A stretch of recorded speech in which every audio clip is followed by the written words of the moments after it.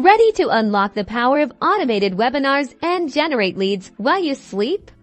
Let's dive into a step-by-step guide on mastering EverWebinar. First, log into your EverWebinar account and you'll land on the dashboard. The first thing you need to do is to schedule your webinar. So, click on the Scheduling tab to set your webinar date, time, and frequency, choosing from options like Run Once, Recurring, or On Demand.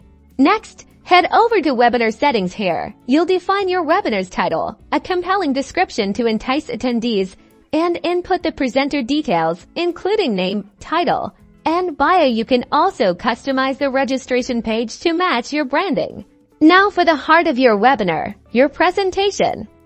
In the Presentations tab, upload your slides as PDFs, embed pre-recorded videos, or even integrate live screen sharing options. Also use the Live Simulator feature to design and test your interactions. To maximize your reach and lead generation, click Integrations to connect EverWebinar with your favorite email marketing platforms and CRM systems like MailChimp, Uber, or ConvertKit, ensuring seamless data transfer.